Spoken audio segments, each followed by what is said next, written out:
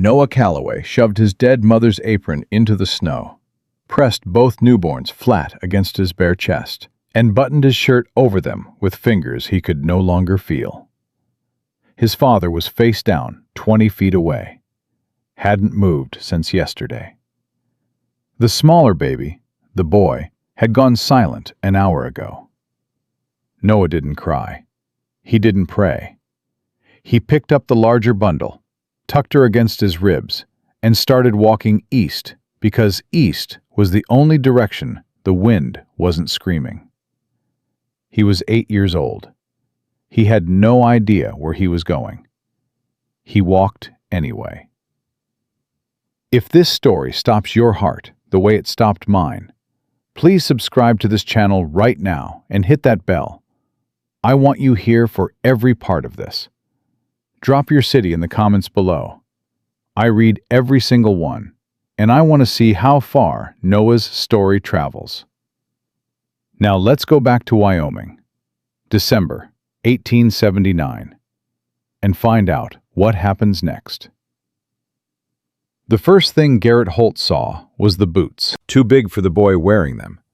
A man's boots, laced with strips of rawhide, the leather split open at both toes. They were moving, slow, dragging through a drift that came up past the boy's knees, and the boy wearing them was moving with them. One step, then another, like each one was a decision he had to make separately from the one before it.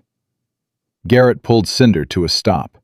The boy hadn't seen him yet. He was moving with his head down, both arms crossed over his chest, holding something. Two somethings. His shirt was buttoned wrong, mismatched, like it had been done fast or done in the dark, and it bulged at the front in a way that didn't match the rest of him. Garrett sat in the saddle and watched him for 3 full seconds. Then one of the somethings moved. A tiny fist pushed against the inside of the boy's shirt, just below his collarbone, and the boy stopped walking and looked down and said, very quietly, I know, Ruth. Just a little more." Garrett swung down from Cinder before he made any conscious decision to do so. His boots hit the snow, and the boy's head snapped up, and what Garrett saw in that face stopped him cold. Not fear, not relief, just the flat, stripped-down look of someone who had been surviving so long they'd forgotten what anything else felt like. "Stop right there," the boy said. His voice didn't shake. That was the thing that hit Garrett hardest. 8 years old, maybe 9, standing in hip-deep snow in a dead man's boots with 2 babies buttoned inside his shirt, and his voice didn't shake. Garrett stopped. "I'm not going to hurt you," he said. "That's what the last man said." The boy's eyes cut left, just briefly, and Garrett followed the look. 40 feet back, half buried in a drift off the trail, an overturned wagon. One horse down in the harness. Canvas collapsed. The kind of wreck that happens fast and ends everything. Garrett looked back at the boy. "When did that happen?" 3 days ago, maybe 4. "You been out here 4 days?" "I said maybe 4. The boy shifted his weight. Beneath his shirt, something stirred again. The other one this time. On the right side, smaller, quieter. Abel's been quiet since before sunrise. Ruth won't stop moving. I don't know which one I'm more scared about." Garrett felt the words go through him like a blade in cold weather. You don't feel it right away. Then all at once you do. "Let me help you," he said. "I don't need help. Son, my name is Noah. Sharp. Final. And I don't need help. I need to keep moving. The man at the wagon said movement keeps them warm. He said that before he rode off with our other horse." Garrett went very still. "He took your horse." "Said he'd send someone back." Noah started walking again. 1 step, drag, another step. "That was 2 days ago." Garrett fell into step beside him without asking permission. Noah stopped immediately. "I told you I heard what you told me. Garrett kept his voice level. You got a baby boy in there who's been quiet since sunrise, and it's past noon now, Noah. You want to stand here and argue with me, or you want to let me look at him? The boy's jaw tightened. He's alive, Noah said. How do you know? A pause, just long enough to tell Garrett everything. He was moving an hour ago, Noah said. He moves every hour. He hasn't moved this hour yet. Then we're not talking about this anymore. Garrett stepped directly in front of the boy and crouched down in the snow so he was eye level with him. Unbutton your shirt. Let me see him. You'll take them. I won't. You don't know that. You just met me. That's true, Garrett said. And you just met me. But that baby boy hasn't moved in an hour, and it's 17 degrees, and you've been walking for 4 days, and somewhere in the back of your head, Noah, you know you need help. You've known it since yesterday. You just didn't have anyone to ask. Something shifted in the boy's face. Not breaking. Not yet. Just a hairline crack in something that had been holding enormous pressure for a very long time. If he's gone, Noah said very quietly, you tell me straight. I will. Don't dress it up. Don't use soft words. You just tell me.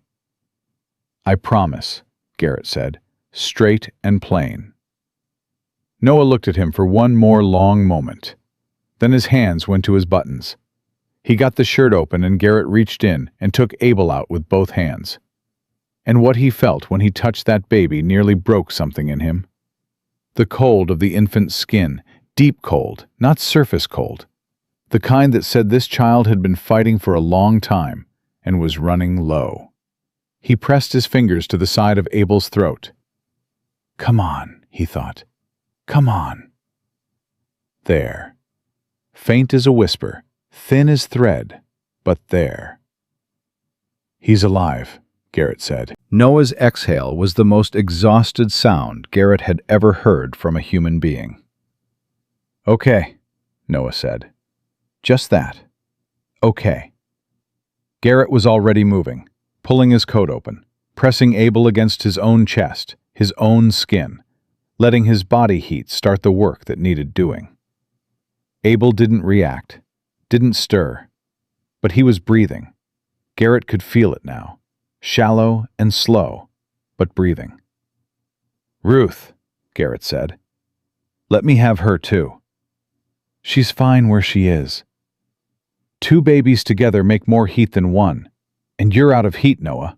Look at your hands. The boy looked down. His hands were cracked open at the knuckles, bleeding slow and dark in the cold. The skin split like old leather. I'm fine, he said. You're not fine. You've been fine for 4 days, and that is genuinely one of the most remarkable things I've ever seen. But you are not fine right now. Garrett held out his free arm. Ruth, please.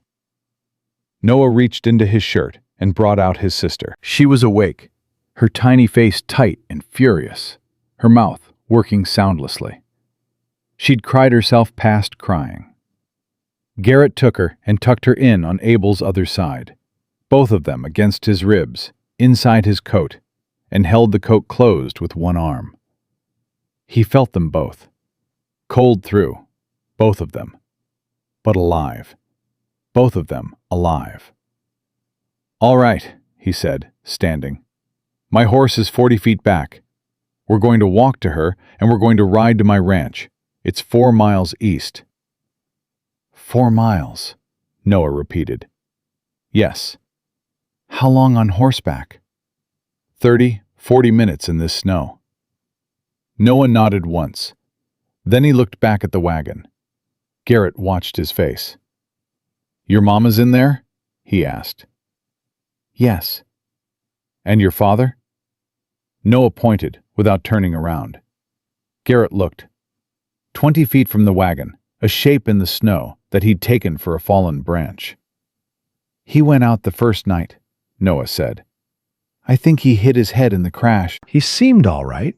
And then he sat down and didn't get back up. A beat. I couldn't move him. I tried.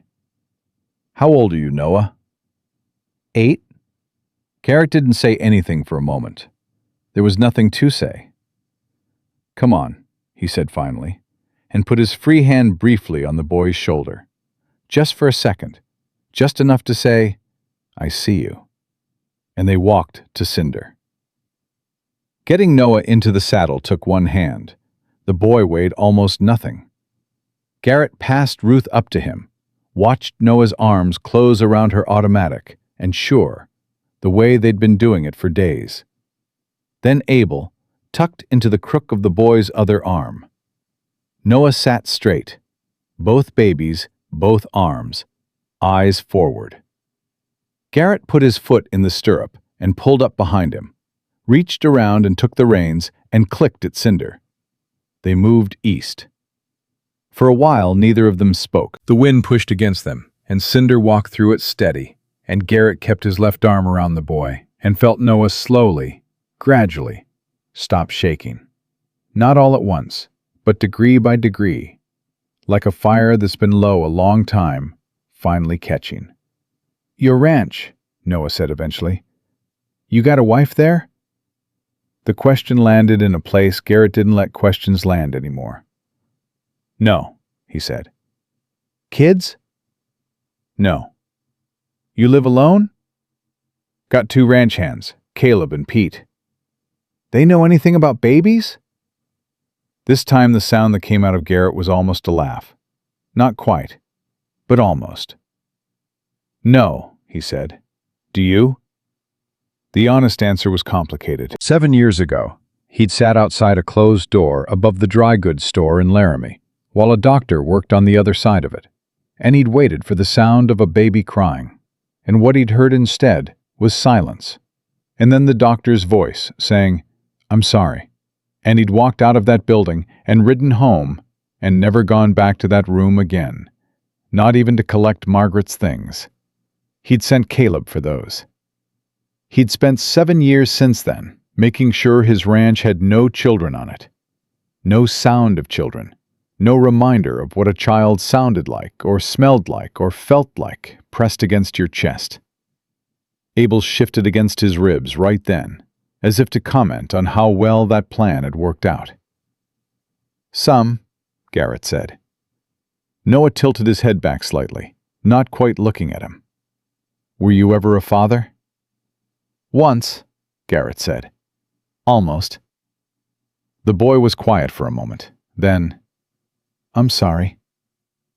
Yeah, Garrett looked out over Cinder's head at the white plain in front of them. So am I. They came over a long, low ridge, and the double H appeared below. Main house, barn, bunkhouse beyond, smoke from the chimney, lantern light already burning in the bunkhouse window, because Caleb got cold and lit the lamp before noon when the weather turned. The moment Noah saw it, his whole body changed. Not dramatically. No sound, no movement. He just deflated slightly. The locked-up, rigid posture of 4 days gave a fraction of an inch, like a rope that's been pulled taut so long that even one thread going slack changes the whole feel of it. That's yours? He said. That's mine. It's warm? Fire's been going since October. Ruth made a sound, small and exhausted, barely a sound at all. Noah looked down at her and said, very quietly, almost there. Garrett guided Cinder down the ridge and through the gate, and they were 10 feet from the barn when the bunkhouse door swung open and Caleb stepped out pulling his coat on, already squinting through the snow. Caleb was 32, lean and weathered, with a permanent expression like he was waiting for something to go wrong. He'd worked for Garrett 6 years and prided himself on being surprised by nothing. He stopped dead in the yard. What in the... He stared at the boy in the saddle, the 2 bundles in his arms, the way Garrett was holding everything together with one arm from behind. Boss, what is that? 3 people who need to get inside, Garrett said, dismounting carefully. Get the door. Caleb didn't move. Are those babies? Caleb. Garrett's voice dropped one register. The door. Now. Where did you find? I will explain everything inside. Get the door open and get the fire up. Move. Caleb moved. Garrett lifted Noah down with one arm, keeping his other hand pressed against his coat where Ruth and Abel lay. The boy's legs buckled the moment his feet hit the ground. 4 days of walking catching up to him all at once, and Garrett caught him by the arm and held him upright. I'm fine, Noah said immediately. I know. Garrett kept hold of his arm and walked him toward the house. Keep walking. The main house was warm, genuinely warm, the kind of heat that hits you after real cold, like something physical. Noah stepped through the door and stopped and just stood there for a moment with his eyes closed, and Garrett watched the cold come off him in almost visible waves. Then Pete appeared from the back room. Old Pete, 64 years old, gray-bearded, who had been cooking something that smelled like stew, and who took one look at the scene in the doorway and said, very calmly, Lord Almighty. Pete, Garrett said, I need every blanket in this house, and whatever's warm on the stove. Those are newborns, Pete said. Yes. Boss, those are newborns, days old. I am aware, Pete. Blankets. Pete disappeared. Garrett brought both babies out from inside his coat and crossed to the fireplace and crouched down in front of it, holding one in each arm, letting the heat reach them. Abel still wasn't moving much. Ruth was making that small, exhausted sound again, steady and rhythmic. Noah appeared beside him without a word and crouched down too, close enough that his shoulder pressed against Garrett's arm. He looked at both babies with the same flat, assessing gaze he'd been using since the first moment Garrett saw him. Checking, measuring, calculating what he saw against some internal scale that he'd been calibrating for 4 days straight. Abel's color is bad, Noah said. I know. What do? We warm him. Slow. Not fast. Fast is worse. How do you know that? Had a calf born early in a bad winter once, Garrett said. Same principle. Noah looked at him sidelong. Are you comparing my brother to a calf? I'm comparing the situation, Garrett said, not the people. The boy held his gaze for a moment. Then, unexpectedly, okay. Pete came back with an armload of blankets and a pot of something warm from the stove. Behind him, Caleb stood in the doorway with his arms crossed, watching. There's no milk, Caleb said. You thought about that? Those babies need milk, and we don't have any. Thank you, Caleb. That's a useful thing to have said. I'm serious, boss. You can't feed newborns nothing. They'll be dead by morning. Noah's head turned toward Caleb with a look that stopped the man mid-sentence. They're not going to be dead by morning, Noah said, quietly. Absolutely. Caleb blinked, looked at Garrett. Garrett said nothing. There was nothing to add. I'll ride to the Henderson place, Pete said, already heading for his coat. Martha Henderson's got a milk cow, and she's got sense enough to know what it's for. I'll be back in 2 hours. Take the gray, Garrett said. She's faster. Pete nodded and was gone. Caleb stayed in the doorway another moment, then disappeared back to the bunkhouse without another word. Garrett didn't watch him go. He was watching Abel. The baby's color was beginning to change. Imperceptibly, barely, but changing. The blue-gray of his lips was softening toward something warmer. His chest was moving. Slowly, but moving. Noah saw it too. He's breathing better, the boy said. Yes. Does that mean he's going to be all right? Garrett looked at the infant in his hands. Abel's fingers were uncurled now, spread slightly, the way a baby's hands go when they begin to feel safe. He thought of another set of small hands, 7 years ago, that he had never gotten to see. I think so, he said. And then, because he'd made a promise on a frozen road. Straight and plain. I think he's going to be all right, Noah. The boy let out a breath. Then he sat down on the floor in front of the fireplace, right there, without ceremony, and pulled both knees to his chest and put his forehead down on them, and was asleep in less than 30 seconds. Garrett looked at him, this 8-year-old boy who had held 2 newborns alive through 4 days of Wyoming winter, on nothing but will, and felt something move through his chest that he hadn't felt in a long time. Not grief, exactly. Something adjacent to it. Something that grief turns into when it finally gets enough warmth. He pulled a blanket off the pile Pete had left and leaned forward and draped it over Noah's shoulders without waking him. Ruth sighed. Abel's fingers closed slowly around the edge of the blanket. Garrett Holt sat in front of his fireplace with 2 newborn babies in his arms and a sleeping boy at his feet. And outside, the Wyoming wind hammered against the walls of the house he'd lived alone in for 7 years. And for the first time since he'd built it, the house didn't feel empty. It felt like something had just begun. Noah slept for 4 hours without moving. Garrett didn't move much either. He sat in the chair beside the fireplace with Ruth in the crook of his left arm and Abel against his chest, and watched the boy sleep the way you watch something you're not sure is real. Carefully, without making any sudden moves that might end it. Abel had started making sounds around the first hour. Small sounds, not crying, more like complaints, like a man waking up somewhere unfamiliar and not being happy about it.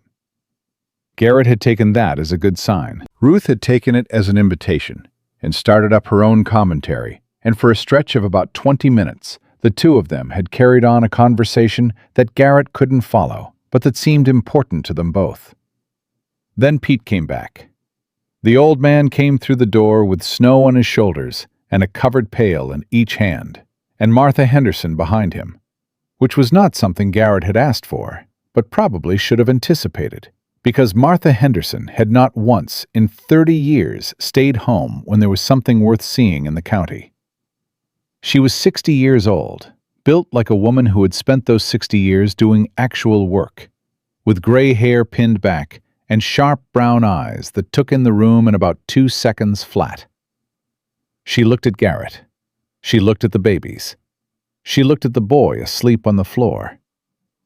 "Lord," she said. Not the way Pete had said it, not surprise, more like confirmation of something she'd already half expected the world to ask of her. "Martha," Garrett said. "Don't you Martha me, Garrett Holt. You look like you haven't blinked in 6 hours." She set down the bag she was carrying and crossed the room and held out both hands. "Give me one." "I'm fine." "You're sitting in a chair holding 2 newborns like you're afraid to breathe wrong, and your arms have got to be dead by now. Give me Ruth." He looked up at her. "How do you know which one is Ruth?" "Pete told me on the ride over." She reached down and lifted Ruth from his arm with the practiced ease of a woman who had raised 5 children and helped with half the births in the county. "There she is. Hello, sweetheart. You've had a time of it, haven't you?" Ruth stopped fussing immediately. Garrett stared. "Don't look at me like that," Martha said, settling into the other chair. "Babies know. They just know." She looked down at Ruth, then up at Garrett. "Pete told me about the wagon, the parents." "Yes." "And the boy found them, out on the trail?" "He didn't find them. He's been with them since the beginning." Garrett shifted Abel slightly. "He kept them alive 4 days, by himself." Martha looked at Noah. Her expression didn't change exactly, but something in it deepened. "How old is he?" 8. She was quiet a moment. Then she said, "What are you going to do with them?" "Right now, I'm going to make sure those 2 don't die." "And after right now?" Garrett didn't answer. "Garrett." "I heard the question, Martha. I don't have an answer for it yet." She studied him the way she'd been studying people for 60 years. Directly, without embarrassment, like she had a right to see clearly and intended to use it. You know the county will want to place them. There are families in Laramie. The Garfields lost a baby last spring. They've been talking about— I said I don't have an answer yet. The fire popped. Abel made a sound against Garrett's chest.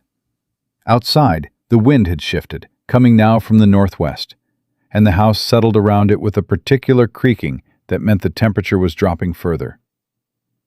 Pete set the milk pails on the kitchen table and started doing something useful with them. Caleb had come back inside at some point and was standing near the back wall with his arms crossed, saying nothing, which for Caleb meant he had plenty to say and was choosing his moment. He chose it now. "Boss," he said, "can I talk to you?" "You're already talking." "Privately." Garrett looked at Martha, who made a small gesture with her head that said, "Go ahead, I've got this," which was probably true. He stood carefully, handed Abel to Pete, who took the baby with the expression of a man holding something he was not qualified to hold, and followed Caleb to the far end of the kitchen. Caleb kept his voice low. "You can't keep them here." "I'm aware this is your opinion." "It's not opinion, it's practical. We're a cattle ranch. We got no supplies for babies, no woman to tend them, no— Martha's here. Martha Henderson goes home to her own house at the end of the day." Caleb leaned in slightly. "Garrett, I've worked for you 6 years. I've never once told you your business. But this—" He stopped, started again. "That boy is going to wake up, and he's going to expect something. You know that. You saw his face. He's going to expect you to be something you haven't been in a long time, and I think you need to think about what you're actually promising here before he wakes up." Garrett looked at him. Caleb had the decency not to look away. "What do you think I'm promising?" Garrett said. "I think you already know." Garrett said nothing for a moment. Behind them, Abel started fussing again, and Pete said something under his breath, and Martha said, "Give him here, Peter, for heaven's sake." And the fussing stopped. "Make sure the gray mare's fed," Garrett said, "and check the east fence line before dark. We still got cattle out there." Caleb's mouth pressed into a line. "That's it?" "That's it." Caleb pushed off the wall and went for his coat. The back door opened and closed, and the cold came in for a moment, and then was shut out again. Garrett stood in the kitchen by himself and listened to the sounds coming from the other room. Martha's low voice, Pete's shuffle, the small, irregular sounds of 2 infants discovering that warmth existed. And he thought about what Caleb had said. The man wasn't wrong. That was the trouble with Caleb. He had a gift for being practically right about things Garrett didn't want to hear. The boy was going to wake up and expect something. Garrett had known that from the moment he'd pulled Cinder up on that trail and seen Noah walking. He'd known it the way you know a storm is coming before it arrives. Not from anything you can point to, just from the feel of the air changing around you. He went back into the main room. Noah was awake. He was sitting up on the floor, the blanket around his shoulders, watching Martha feed Ruth with the patient focus of someone cataloging information they'd need later. His face was still that stripped-down, flat affect face from the trail, but some of the frost had gone out of it. Sleep had given him back a fraction of himself. He looked at Garrett when he came in. "Abel?" he said. Garrett nodded toward Pete, who was standing near the fire with a baby in his arms, looking profoundly uncomfortable. "Pete's got him. He's been making noise for the last hour." "Noise is good," Noah said. "Noise is good," Garrett agreed. Noah watched Pete for another moment, then looked back at Garrett. "Who's she?" He meant Martha, but the question wasn't unfriendly, just direct. "Martha Henderson. She's got a farm 2 miles north. She brought milk." Noah turned to Martha. "Thank you, ma'am." Martha looked up from Ruth. She looked at the boy, really looked, the way she'd looked at Garrett, and her expression did the same thing it had done before, that deepening. "You're very welcome, sweetheart." A pause. "Noah, is it?" "Yes, ma'am." "How are you feeling?" "Fine." "Your hands need tending. The skin's split in 3 places on your right hand and 2 on your left. I've got salve in my bag." Noah looked at his hands like he was seeing them for the first time. Maybe he was. Maybe he hadn't been able to afford to notice them before. "After," he said. "After what?" "After I know they're both going to be all right." He looked at Ruth in her arms, then back at Abel with Pete. "Both of them. Then my hands." Martha held his gaze. Then she nodded once, slowly, like she was making a note of something important.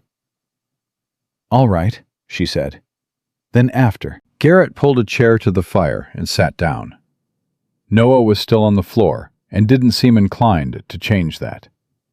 He'd positioned himself equidistant between Ruth and Abel, which Garrett suspected was the same position he'd been maintaining for 4 days. Centered, able to reach either one. "You hungry?" Garrett said. "Yes." "Pete made stew before all this started. It's probably still warm." "In a minute." Noah pulled the blanket tighter. "I want to ask you something." "All right." The boy looked at the fire. His jaw worked slightly, like he was deciding exactly how to arrange the words. "You knew what to do," he said finally. "On the trail. You knew about warming them slow. You knew which one to worry about more.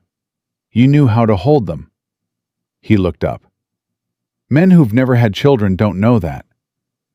Garrett met his eyes. "I told you. A calf and a bad—" "You weren't talking about a calf." Noah said it without heat, just as a statement of fact. "I'm 8, not stupid." "Who did you lose?" The fire cracked. Pete shifted his weight somewhere behind them. Martha had gone very still. Garrett looked at this boy, this 8-year-old who had just spent 4 days in the snow holding 2 infants alive by sheer refusal to stop, and decided he deserved a straight answer. "My wife," he said. "Her name was Margaret, 7 years ago. She died in childbirth." He paused. "The baby, too. A boy. I never—" He stopped. Started again. He didn't make it long enough for us to give him a name. Noah was quiet for a moment. "I'm sorry," he said.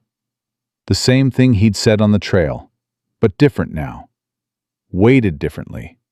Coming from someone who understood loss at a specific, concrete level, not as an abstraction.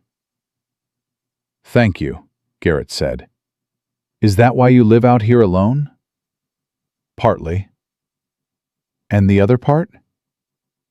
Garrett almost smiled. "You ask a lot of questions for someone who didn't want to talk to me 2 hours ago." "I decided you were probably all right," Noah said simply, "after you told me straight about Abel. You did what you said you'd do." A beat.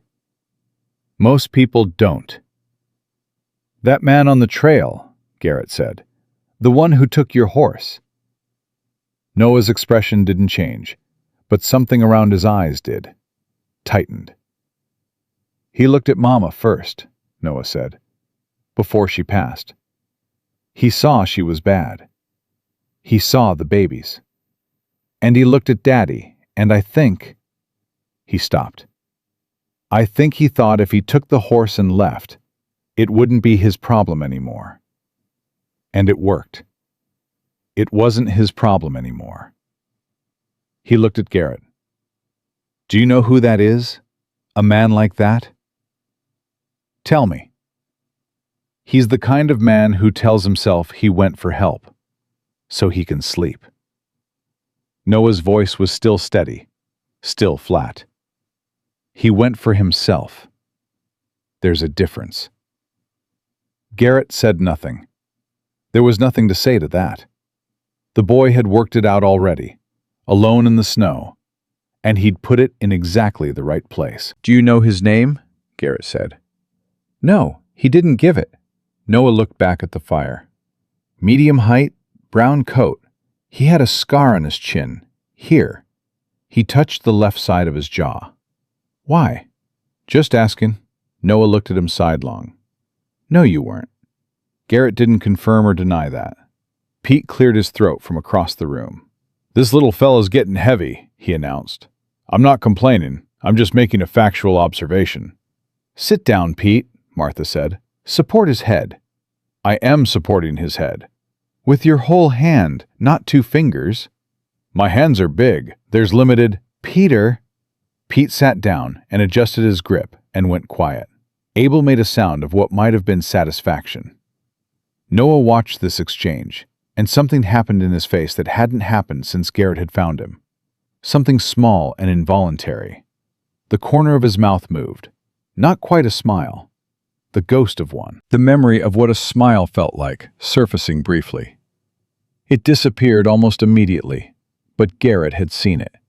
He filed it away. "Your ranch hands," Noah said. "The one who went outside. He doesn't want us here." "Caleb has opinions. He's not wrong, though." Noah pulled his knees up to his chest. "This isn't set up for babies.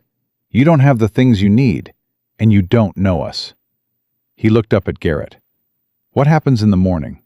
When the storm breaks and the road opens up? What happens then?" Garrett leaned forward with his elbows on his knees. He looked at the boy and he thought about Caleb's question. What are you actually promising? And he thought about what promises cost on the frontier, and whether he was the kind of man who made them carelessly. He wasn't. He never had been. Even Margaret had said that about him, that he was slow to commit to anything, but once he did, you could build on it. She'd meant it as a compliment, most days. "I don't know yet," Garrett said honestly. "But I'll tell you what I do know. You and Ruth and Abel are not going anywhere tonight. Tonight you eat Pete's stew, and Martha looks at your hands, and you sleep in a bed, not on the floor. That's what I know right now." Noah looked at him. "And tomorrow?" he pressed. "Tomorrow we figure out tomorrow." "That's not an answer." "No," Garrett agreed. "It's not. But it's the truth. And I told you I'd give you that straight." He held the boy's gaze. "I'm not going to tell you something comfortable tonight that I can't back up in the morning. You've had enough of that." Noah held his gaze for a long moment. Then he nodded. Once, slowly, the way he'd been nodding all afternoon. Not agreement exactly, more like acknowledgement. Like he was recording what was said and reserving judgment on whether it would prove true. "Okay," he said. Martha stood up then, Ruth still in her arms, and crossed to Garrett and held the baby out. He took her without thinking, automatically, the way you catch something someone throws to you before you've decided to. Ruth looked up at him with the unfocused, serious gaze of a newborn encountering a new face, and then she made a sound, remarkably like a sigh, and closed her eyes. Martha watched this happen. Then she went to her bag and started laying out what she'd brought. Salve, clean cloth, a small bottle of something. She pulled a chair close to Noah. "Hands," she said. Noah unfolded himself from the floor and sat in the chair and held out his hands, and Martha began working on them with the efficient care of someone who'd been patching people up her whole life. Noah didn't flinch. He just watched her work with those careful gray eyes. "You've got good hands," Martha said quietly, smoothing salve into a split across his right knuckle. "Strong for your age." "Mama always said they looked like my grandfather's hands," Noah said. "He was a carpenter." "Is that so?" "She said I had his hands and his stubbornness." A pause. She said it like stubbornness was a good thing. "It is," Martha said, "when it's aimed right." She wrapped a strip of clean cloth around his palm. "Your mama sounded like a smart woman." Noah looked at his hand being wrapped. She was the smartest person I ever knew, he said. She knew the names of all the plants in 3 territories. She could read Latin. She taught herself German from a book. His voice was steady. Steady, steady, steady. She died before she ever got to hold them. She pushed twice, and then she was gone. I didn't even know that could happen that fast. Martha stopped rapping. She looked at the boy's face. He was looking at his hand. "Noah," she said softly. "I'm fine. I know you are." She put her other hand over his wrapped one and held it. Just held it. She didn't say anything else. Sometimes you don't say anything else. After a moment, Noah's chin dropped toward his chest. It wasn't crying. Or maybe it was the thing that comes before crying, in someone who has decided they don't have time for it. A brief, private collapse. Just a few seconds. The body finally saying what the mind had been refusing to say for 4 days. Then he raised his head and blinked and was steady again. "Other hand," he said. Martha worked on the other hand without comment. Garrett sat with Ruth against his shoulder and Abel across his knees and watched the fire and listened to the wind outside and thought about what Caleb had said and what Noah had asked and what the county would want and what he himself wanted, which was a question he hadn't asked in a long time. He looked down at Abel. The baby was looking up at him with that same serious newborn focus his sister had used, taking inventory, deciding something. Garrett thought about the unnamed boy he'd carried out of that room above the dry goods store, wrapped in a blanket, and how quiet he'd been. How there'd been no decision to make because there'd been no choice offered. Abel blinked. Garrett put one finger in the baby's palm, the way he'd seen Margaret do with other people's children, back when they'd talked about having their own, back when the future had seemed like a place you could plan for. Abel's fingers closed around it, slow, deliberate, like it was a decision. Pete, watching from across the room, cleared his throat for the second time that evening. When Garrett looked up, the old man quickly looked somewhere else. Outside, the storm was beginning to quiet. Not over, but quieting. The wind pulled back from the walls, and the house stopped creaking as much, and the silence that came in around the edges was the kind that follows a long, loud argument. Exhausted, unresolved, but momentarily still. In the quiet, Noah's voice came from across the room. "Halt!" Garrett looked at him. Martha had finished with his hands and moved to deal with the milk situation, and Noah was sitting alone in the chair, straight-backed, the blanket still around his shoulders. "If they try to separate us," Noah said, "Ruth and Abel and me, I need you to know something." "What's that?" The boy's eyes were direct and clear and entirely serious. "I won't let that happen," he said. "I didn't keep them alive 4 days to hand them to strangers. I don't care what the county says. I don't care what anybody says." A pause. "I just need you to know that before tomorrow, so nobody's surprised." Garrett looked at him for a long moment. 8 years old, sitting in a borrowed blanket in a stranger's house, with cracked hands and frost still in his hair. And he was drawing a line in the dirt, as clear and unmovable as any man Garrett had ever met. "I hear you," Garrett said. "That's not the same as saying you'll help." "No," Garrett said. "It's not." Noah held his gaze, waiting. Garrett looked down at Abel. The baby still had his finger. "Get some stew," Garrett said. "Pete made too much, and he gets offended when people don't eat it." Noah studied him one more moment. Then he stood, pulled the blanket tighter, and went toward the kitchen. He stopped in the doorway. "Halt," he said, without turning around. "Yeah?"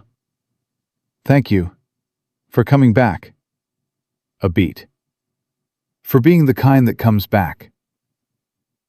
He went through the doorway, and Garrett heard Pete immediately begin explaining the stew's ingredients in unnecessary detail, and heard Noah asking a single quiet question in response, and heard Pete's voice warm up 3 degrees, answering it. Garrett sat in the chair by the dying-down fire with 2 newborns, and thought about what it meant to be the kind that comes back. He thought he might be finding out. The storm broke before dawn.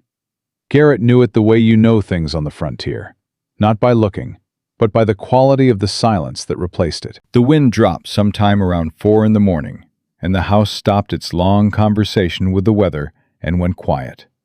And in that quiet, Garrett lay on the floor beside the fireplace where he'd put himself after midnight, because neither baby would settle unless someone was close. And he stared at the ceiling and listened to them breathe. Ruth breathed fast and shallow, the way newborns do, like breathing is still new enough to require concentration. Abel breathed slower, more deliberate, each inhale a small declaration. They were in the crate Pete had lined with blankets and set close to the fire, and every 20 minutes or so, one of them would stir, and Garrett would put his hand on the edge of the crate, and that, inexplicably, was enough. He didn't sleep.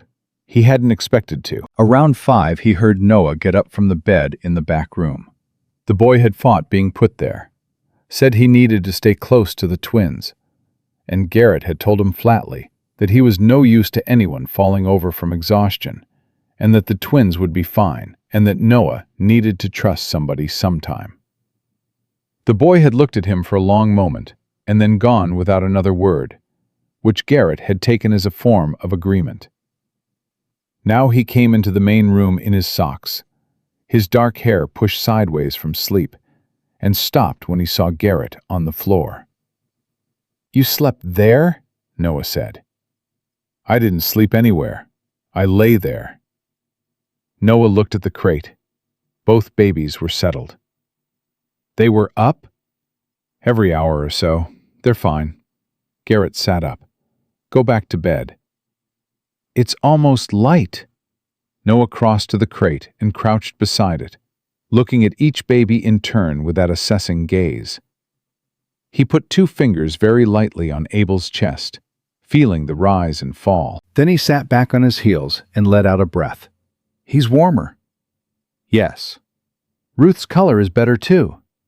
"Yes." Noah stayed crouched there a moment. Then he said, without looking up, "Did you decide anything? While you were lying there, not sleeping?" Garrett looked at the boy's back. "Some." "Are you going to tell me what?" "Not yet." Noah nodded, like that was the answer he'd expected. He stayed by the crate a while longer, then stood and went to the kitchen, and Garrett heard him doing something quiet and useful with the stove. And a few minutes later, the smell of coffee came through the doorway. And Garrett thought that an 8-year-old boy who started a fire and made coffee without being asked was either very well raised or had been taking care of things for a long time before any of this happened. Probably both. By the time full light came, Pete was up and Martha Henderson was back. She'd gone home the night before and returned before anyone had asked her to, arriving at the door with more milk and a covered dish of something she refused to let Pete anywhere near until it was properly reheated. Caleb came in from the bunkhouse, ate without talking, and went back out to check the cattle. It was almost ordinary, almost like a morning that made sense. Then Garrett heard the horse in the yard. He was at the window before he'd decided to move. One rider, coming in from the west road, on a tall roan. He recognized both the horse and the man on it. Sheriff Dale Whitmore, 45, gray at the temples, the kind of careful man who thought before he spoke and usually said the right thing in the wrong way. Noah appeared at Garrett's elbow, silent as smoke. "Who is that?" the boy said. "County Sheriff." Noah went still. "Why is he here?" "Martha," Garrett said, without heat. From the kitchen, Martha Henderson's voice came, steady and unashamed. "I had to, Garrett. You know I had to. There are procedures. There are people whose job this is." "I know," Garrett said. He said it without anger, because she wasn't wrong. She had obligations the same way everyone did, and she'd fulfilled them the same way she did everything, directly and without apology. He couldn't fault that, even when it complicated things. What complicated things was that Dale Whitmore's arrival meant the situation had moved from Garrett's kitchen into the county's hands, and the county had opinions about orphan children that were not always the same as the children's. "Stay inside," Garrett told Noah. "I'm coming with you." "Noah." "He's here about us." The boy's voice was quiet and absolute, the same voice he'd used on the frozen trail. "I'm coming." Garrett looked at him. Then he opened the door. Whitmore was tying his roan to the post when they came out. He straightened up, saw Garrett, then saw the boy beside him, and his expression did the careful, neutral thing that sheriffs learn to do when situations are more complicated than expected. "Garrett," he said. "Dale." "Got word from Martha Henderson this morning." Whitmore looked at Noah. "You must be the boy. Noah, is it?" "Yes, sir." "I'm Sheriff Whitmore. I'm sorry about your folks, son, truly." "Thank you," Noah said. Whitmore looked back at Garrett. "The infants alive?" "Both of them. Inside with Pete and Martha." Whitmore exhaled slowly. "That's something, at least." He pulled his coat tighter. "Can we talk, Garrett? Just you and me?" "Anything you say to me you can say in front of him," Garrett said. "He's got a right to hear it." Whitmore glanced at Noah again. The boy was standing straight with his hands at his sides, looking at the sheriff with those flat gray eyes that gave nothing away. "All right," Whitmore said. "Then I'll say it plain. County's got a protocol for orphaned children, especially infants. There are families in Laramie been approved for placement. Good families, Garrett. People who've gone through the proper— "They're not going to Laramie," Noah said. Whitmore stopped. He looked at the boy. The boy looked back. "Son," Whitmore said carefully, "I understand how you feel. But you're 8 years old, and those babies need—" "I know what they need," Noah said. "I've been providing it for 4 days, by myself, in the snow." He didn't raise his voice. He didn't need to. "With respect, Sheriff, what do those families in Laramie know about Ruth and Abel? Do they know Abel needs his back patted in a certain way before he'll settle? Do they know Ruth won't take milk from the left side of the bottle, only the right? Do they know that if you put them down separately, they cry, but together they stop?" He paused. "I know those things. I know them because I was there. I am not going to hand my brother and sister to people who have to learn them from the beginning, while Ruth and Abel try to understand why the person they know is gone." Whitmore was quiet for a moment. He looked at Garrett. Garrett said nothing. "The boy can't raise 2 infants," Whitmore said. "He's a child himself." "He wouldn't be doing it alone," Garrett said. The words came out of his mouth and landed in the cold air between them, and Garrett heard them the same moment Whitmore did, the same moment Noah did, and felt the weight of what he'd just said settle over him like a coat he'd put on without thinking, and now realized fit. Whitmore stared at him. "What exactly are you saying?" "I'm saying he wouldn't be doing it alone." "Garrett," Whitmore lowered his voice, though not enough. "You're a single man running a cattle operation. You got no woman in that house, no experience with children. I've got Martha Henderson 2 miles north, and Pete, who doesn't sleep anyway, and 4,000 acres, and a house that's got 3 empty bedrooms in it." Garrett held the sheriff's gaze. "And I've got experience with a lot of things that didn't seem survivable until they were." Whitmore looked at him for a long time, the kind of look that was taking inventory of something. "The county won't just take your word for it," he said finally. "There'll be a hearing. Judge Carver will want to see—" "Then there'll be a hearing," Garrett said. "Set it up." Another long pause. "You understand what you're taking on," Whitmore said. It wasn't quite a question. "I'm starting to," Garrett said. Whitmore looked at Noah one more time. The boy had not moved and had not changed expression, and had not, as far as Garrett could tell, breathed during any of that exchange. "I'll need to see the infants," Whitmore said. "Make sure they're being properly cared for. It's procedure." "Come in," Garrett said. They went inside. What happened in the next 10 minutes was not what Garrett expected, which was that Dale Whitmore, careful, procedural, by-the-book Dale Whitmore, walked into that main room and saw Pete sitting in the big chair with Abel on his chest, and Abel's tiny fist wrapped around Pete's calloused finger, and saw Martha rocking Ruth with the particular authority of a woman who had made peace with the universe, and stood there in the doorway in his coat and hat and didn't say anything for almost 30 seconds. Then he said, "Well." Martha looked up at him. "Hello, Dale." "Martha?" "These children," Martha said, "are warm and fed and alive, which is more than they were 24 hours ago." She looked at him levelly. "You going to make trouble about where they spend the night? Or are you going to use that common sense God gave you?" Whitmore turned his hat in his hands. "The county has rules, Martha. The county has rules for situations that call for rules," she said. "What this calls for is a man willing to step up, and a home that's warm, and 2 babies who've been through enough." She looked at Garrett, then back at Whitmore. "Are you going to stand here and tell me you're going to put these children in a wagon and drive them to Laramie in the cold when they've got 4 days of survival already wearing on them, just because the paperwork is tidier that way?" Whitmore put his hat back on. "There'll be a hearing," he said to Garrett. "Judge Carver, 2 weeks." 2 weeks, Garrett said. "You'll need to present yourself. Make the case formally." "I understand."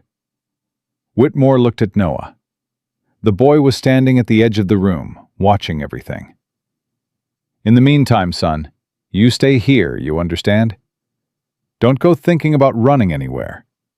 Running makes things look different than they are." "I'm not going anywhere," Noah said. "I told you where I'm staying." Whitmore studied him. Something in the sheriff's face shifted. Not softening exactly, more like recalibrating. Like he was revising an estimate upward. "Yes," Whitmore said. "I reckon you did." He nodded at Garrett. 2 weeks. Don't make me regret giving you the time." He left. The door closed, and for a moment, nobody moved. Pete let out a long breath through his nose. Martha resumed rocking Ruth with no change in rhythm, as if nothing had interrupted it. Abel made a sound against Pete's chest. Noah turned and looked at Garrett. His expression had finally cracked open. Not dramatically. No tears, nothing theatrical. Just cracked open slightly, the way a door opens just wide enough to see that there's light on the other side. "You meant that," the boy said. "What you told him." "I meant it." "You didn't plan to say it." "No," Garrett admitted, "but I meant it when I said it." Noah looked at him for a long moment. "That's not the same as a plan." "No. It's not." Garrett crossed his arms. 2 weeks gives us time to make it into 1. Noah nodded. He looked at Ruth, then at Abel, then back at Garrett. "What do we do first?" "First," Garrett said, "you eat breakfast. You didn't eat enough last night." "I ate the stew." "Half of it." Pete noticed. He walked toward the kitchen. "Come on." He heard Noah follow him, and heard the boy pull out a chair and sit at the table where he'd sat the night before. And Garrett went to the stove and found what Martha had left there and started warming it without much thought, moving around the kitchen the way you move in a space that's yours. And after a minute, he realized that Noah was watching him with the same cataloging look he used on everything. "What?" Garrett said. "You've been alone here a long time," Noah said. 7 years. "Do you know how to take care of children?" "I know how to take care of things that need taking care of." Garrett set a plate down in front of him. "It's not so different." "It's very different." You'd know better than me. Garrett sat down across from him. You've been doing it 4 days. Noah picked up his fork. I didn't know what I was doing. I just didn't stop. That's most of it, Garrett said. The boy ate. Outside, Caleb was somewhere doing something with the cattle, and the sound of it came through the walls. Boots on frozen ground, the low sound of cattle finding their way. Normal sounds. Ranch sounds. Sounds that had been the only sounds in this house for 7 years. They were different with someone else at the table. Not louder, just different. Fuller somehow. The way a room sounds different when it's occupied versus when it isn't, even if the occupant is perfectly quiet. Holt, Noah said. Garrett? The boy looked up from his plate. You can call me Garrett, he said. Holt's what Caleb calls me when he's about to tell me something I don't want to hear. Something moved at the corner of Noah's mouth. That almost smile again. It came and went faster than before. Garrett, Noah said. The man who took our horse. You asked his name. You were thinking about finding him. Garrett said nothing. I've been thinking about that since last night, Noah said. What you'd do if you found him. And what did you conclude? I concluded that you'd probably make sure he answered for it. Noah looked at his plate. And I concluded that I didn't know how I felt about that. How do you feel about it? I feel like it won't bring Mama back, Noah said. Or Papa. And I feel like if you go looking for him, something might happen to you, and then... He stopped. And then, Garrett said. Noah pushed a piece of bread around his plate. And then we'd be back where we started, he said quietly. Except this time, I'd know what I was losing before I lost it. He looked up. So I'd rather you didn't. The kitchen was very quiet. Garrett thought about the man with the scar on his jaw. Thought about what kind of man rides away from a dying woman and 2 infants and an 8-year-old in a blizzard and then sleeps that night. Thought about what that man deserved and what Garrett would, under different circumstances, have been inclined to provide. Then he looked at Noah, who was watching him with those old gray eyes. All right, Garrett said. All right, you'll leave it alone, or all right, you heard me. Both. Noah searched his face. Then he nodded and went back to eating. They were still sitting at the table when Caleb came in the back door, stomping snow off his boots, and stopped short when he saw the domestic scene in front of him. Garrett at the kitchen table eating with the boy, 2 coffee cups, the smell of something warm from the stove. Caleb's expression moved through several phases. Sheriff came, Garrett said. I saw the roan. Caleb hung up his coat. What did Whitmore say? Hearing in 2 weeks. Judge Carver. Caleb was quiet a moment. And until then? Until then, Garrett said, they're here. Caleb looked at Noah. Noah looked back at him, without hostility, and without apology, just direct, the way he looked at everything. Can you ride? Caleb said abruptly. Noah blinked. Some. Can you rope? No. Can you mend fence? I don't know. I've never tried. Caleb grunted. He went to the stove and poured himself coffee, and stood with his back to the room, drinking it. Then he said, without turning around, After breakfast, East Fence needs another pair of hands. Noah looked at Garrett. Garrett said nothing, kept his face neutral. All right, Noah said slowly.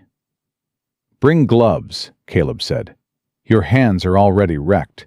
He took his coffee and went back through the door to the main room, and they heard him say something to Pete, and heard Pete's reply, and heard Martha cut in over both of them the way she did. And then it was just the ordinary sound of people in a house, overlapping and mundane and completely unremarkable. Noah looked at Garrett. Was that him accepting it? That was him offering you useful work, Garrett said. For Caleb, That's the same thing. Noah thought about this. He shows it differently than most people. Yes. That's not necessarily bad. No, Garrett agreed. It's not. Noah finished eating. He stacked his plate neatly and carried it to the basin without being asked, and washed it and set it to dry.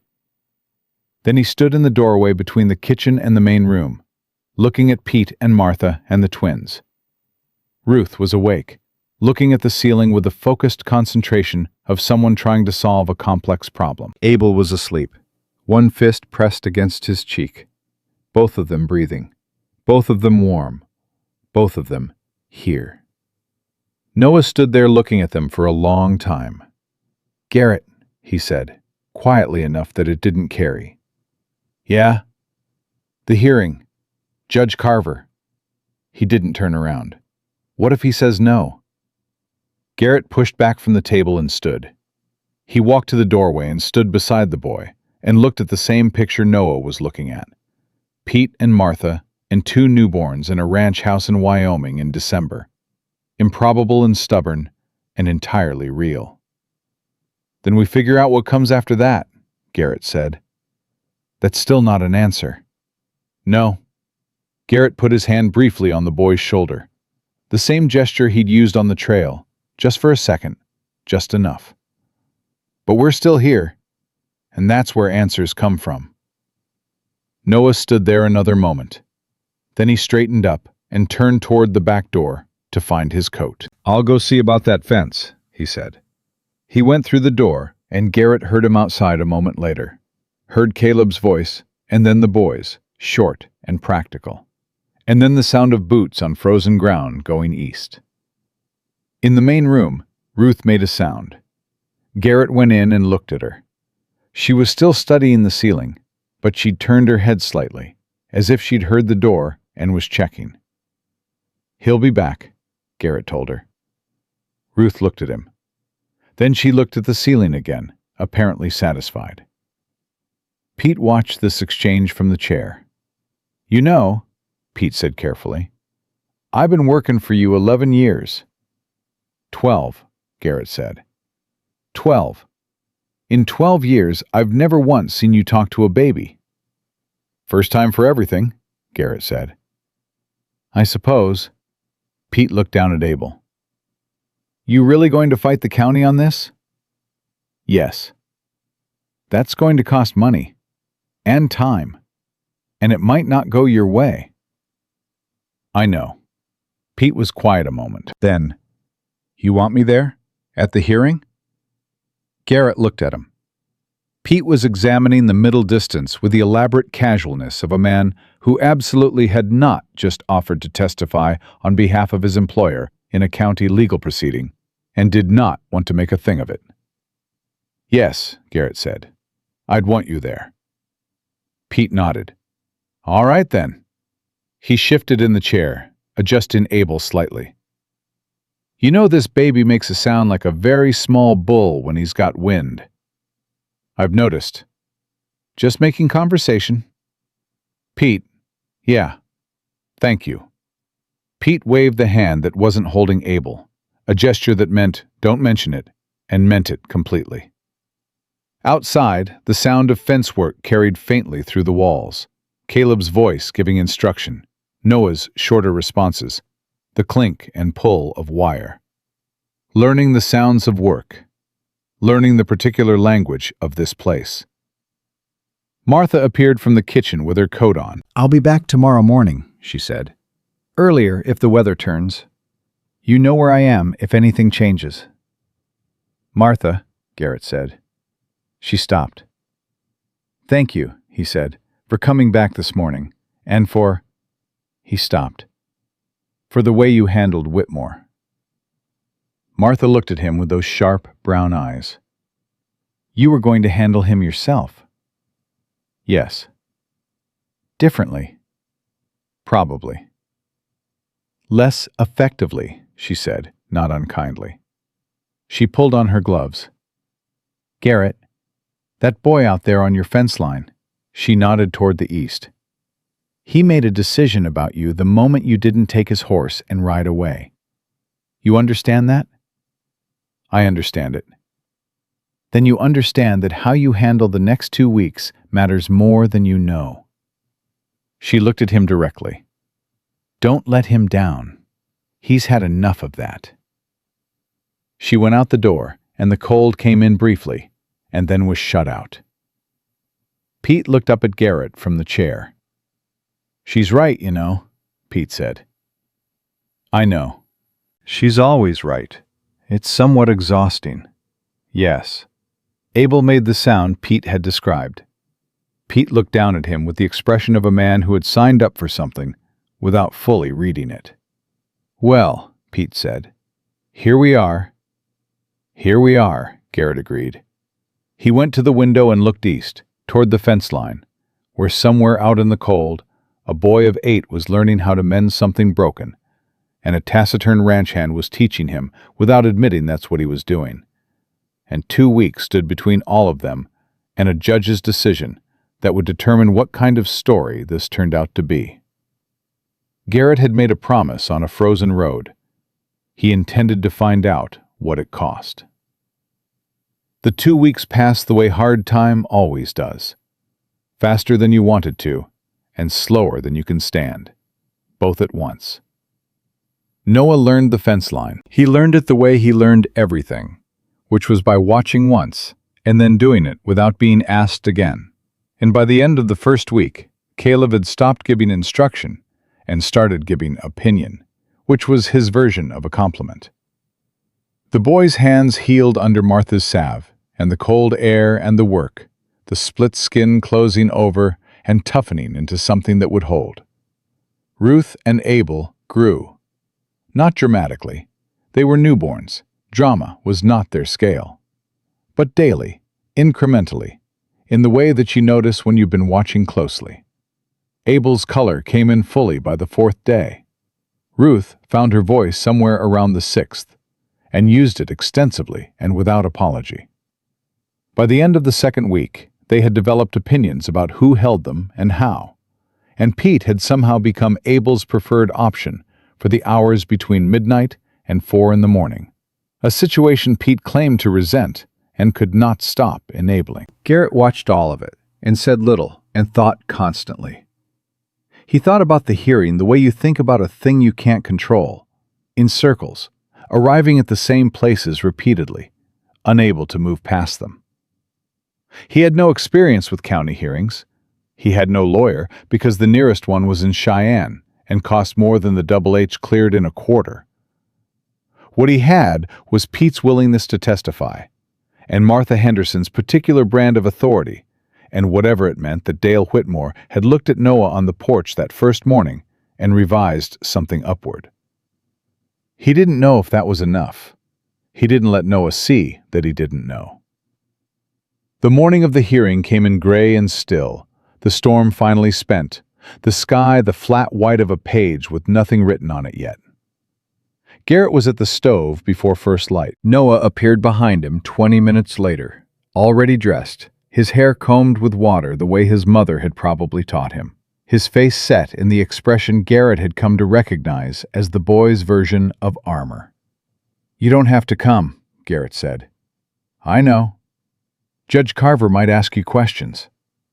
"Good," Noah said. "I've got answers." Garrett looked at him over his shoulder. The boy was standing straight with his hands at his sides, and Garrett thought about the first time he'd seen him like that, on a frozen trail with 2 babies buttoned inside his shirt, and thought how the posture was identical and how everything else had changed.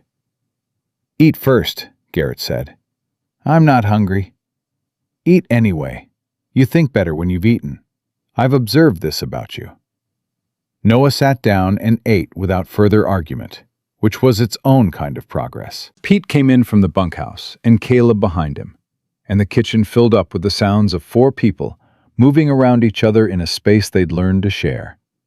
And from the main room, Abel made the sound he made when he was deciding whether to cry about something. The preliminary sound, the considering sound.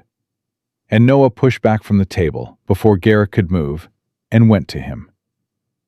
Garrett heard the boy's voice, low and even. Heard Abel's considering sounds subside. Caleb poured his coffee and stood at the back wall and said, without preamble, "I'm coming." Garrett looked at him. "To the hearing," Caleb said. "I'm coming." "I didn't ask you to." "No," Caleb drank his coffee. "I'm coming anyway." Garrett said nothing for a moment. Caleb had not, in 2 weeks, said a single direct word about the children, or the hearing, or the county, or the judge. He had fed his cattle, and mended his fence, and taught an 8-year-old boy to pull wire without losing fingers. And he had not commented on any of it. And Garrett had respected that, because Caleb was a man who needed room to arrive at things in his own time. Apparently, he'd arrived. "All right," Garrett said. They rode into Laramie, 4 of them. Garrett and Noah in front, Pete and Caleb behind. And Martha Henderson met them at the edge of town, because she had been waiting there, which she claimed was coincidence, and which no one believed. Laramie in December was the color of old iron. The main street was rutted with frozen mud, and the boardwalks were crowded with people who had business to do before the next weather came in. And as Garrett's group rode through, heads turned. Word traveled fast in small counties. Everyone knew what the hearing was about. Everyone had an opinion, and some of them wore those opinions on their faces without any effort to conceal them. A woman outside the milliner's shop watched Noah ride past, and then leaned to say something to the woman beside her, and the second woman shook her head in a way that could have meant anything, and probably meant something specific. Noah saw it. Garrett saw Noah see it, saw the boy's jaw tighten slightly, and then deliberately relax. "People talk," Garrett said quietly. "I know that. It doesn't change anything." "I know that too," Noah said. "I'm not worried about what people say. I'm worried about what the judge decides." They tied the horses at the post outside the county building and went in. Judge Harrison Carver was 61 years old, built like a man who had once been large and had gradually compacted into something denser. He had a reputation for patience, and a secondary reputation for decisions that confused people until about 3 years later, when they turned out to have been right. Garrett had appeared before him twice, once in a property dispute and once as a witness in a cattle theft case, and had found him to be exactly what his reputation said, which was a man who listened longer than you expected and asked questions you weren't ready for. The hearing room was small and cold and smelled like old wood and kerosene. There were 4 other people already in it, Whitmore near the back, and 3 people Garrett didn't immediately recognize. 2 of them turned out to be representatives from a county family services board, a man and a woman who had ridden from Cheyenne the day before. The third was a man sitting alone in the corner whom Garrett clocked without looking directly at him, out of long habit. Medium height, brown coat, a scar on the left side of his jaw. Garrett went very still inside. Beside him, Noah stopped walking. The boy had seen it too. Garrett could feel it without looking. Felt the sudden rigidity, the caught breath, the quality of attention that changes when something lands like a stone in still water. The man in the corner hadn't noticed them yet. He was looking at the floor. Garrett put his hand on Noah's shoulder and steered him gently to the seats on the right side of the room. "Don't," Garrett said quietly. "That's him," Noah said, equally quiet. "I know. He's here. Why is he here?" Garrett didn't know yet. He had suspicions. He filed them away for later and focused on the table in front of them. "Noah," he said, "look at me." The boy looked at him. "Whatever happens in the next hour is what matters. Not him, not what he did. This room, this hour." Garrett held his gaze. "Can you do that?" Noah looked at the man in the corner once more, then back at Garrett. "Yes," he said, "I can do that."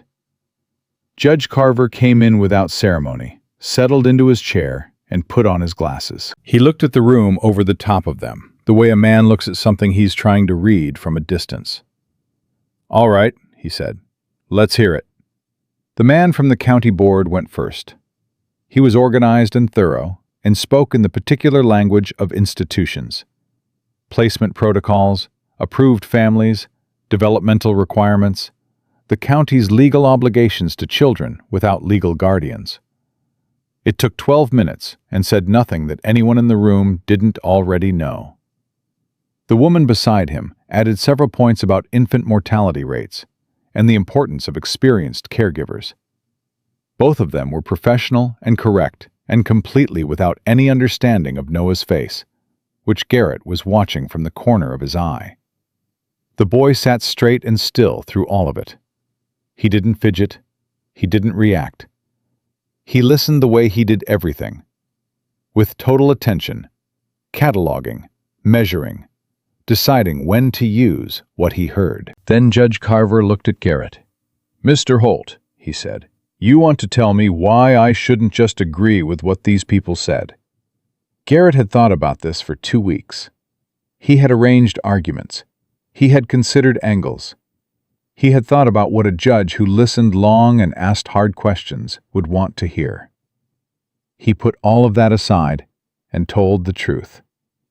"Judge," he said, "I'm a widower running a cattle operation.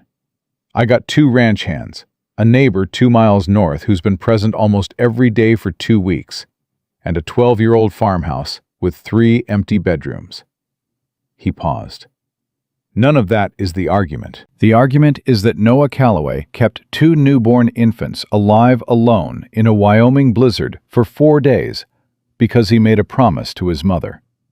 And those babies know his voice and his hands and the specific way he holds them. And separating them from him because I don't have the right paperwork would be the cruelest thing this county could do to 3 children who have already had enough cruelty. The room was quiet. "That's not a legal argument," the man from the county board said. "No," Garrett agreed. "It's a true one." Judge Carver looked at him for a long moment. Then he looked at Noah.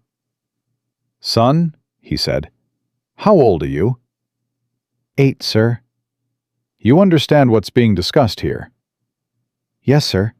Whether I stay with my brother and sister, or whether the county sends us in 3 different directions." Carver's eyes moved slightly. "That's a plain way to put it." "You said you wanted to hear it. I thought plain would be better." Carver almost smiled. Almost. "Do you have something to say to this court?" "Yes, sir," Noah said. "May I stand?" "You may." Noah stood. He put his hands at his sides and looked at the judge directly and said, "My mother died giving birth to Ruth and Abel. My father died the first night from the cold after the crash. I have no grandparents living and no aunts or uncles that I know of. What I have is 2 siblings who are 6 days old today, and who I have been responsible for since before they drew their first breath." He paused. "I am not asking this court to do anything complicated. I am asking it to not separate 3 children who have nothing in this world except each other. Whatever problem there is with paperwork or protocol, that is a problem that can be solved. What cannot be solved is me explaining to Ruth and Abel, when they're old enough to understand, why I let someone take them away when I had the chance to fight for them." He stopped. "I don't intend to have that conversation. That's all I have to say." He sat down. Pete, behind Garrett, cleared his throat. It was the sound Pete made when he had feelings he considered excessive. Carver studied Noah for a long moment. Then he looked around the room, and his eyes landed on the man in the corner. "Mr. Aldis," the judge said, "you asked to address this hearing. Now's the time." The man in the corner stood up. He was medium height, 40 or so, with a brown coat that had seen better years, and a scar on the left side of his jaw that Garrett had been looking at since they walked in. He held his hat in both hands and looked at the floor for a moment, and then looked up, and when he did, he looked directly at Noah. Noah looked back at him, still and flat and entirely silent. "I was on the Cheyenne Road," the man said, "the morning after their wagon went over." His voice was rough, like something with rust on it. "I saw the crash. I saw the family." He stopped, started again. The father was already gone. The mother, he pressed his mouth together. She was in a bad way. And there was a boy, standing in the snow with 2 babies. The room was completely still. "I told him I'd go for help," Aldous said. "I told him I'd send someone back." He looked at his hat. "I didn't. I rode to the next town, and I got warm, and I told myself it wasn't my business and that someone else would come along." He raised his head and looked at Noah again. "Someone else did come along. But that's not the point. The point is, I left. And I've been thinking about it since." Carver looked at him. "Why are you here, Mr. Aldous?" "Because I went to Whitmore," the man said, 2 days ago. I told him what I did, and I told him—" He stopped again, pressed forward. "I told him that if there's any way this court can keep those 3 children together, I wanted to stand up and say they belong together. Because I watched that boy in the snow for 5 minutes before I rode away, and I have not slept right since." He looked at Noah. "I'm sorry, son. I know it doesn't fix anything." Noah said nothing for a long moment. Everyone in the room was watching him. "No," Noah said finally, "it doesn't fix anything." He held the man's gaze. "But you came. That's different from what I thought you were." Aldous looked at the floor. Carver let the silence sit.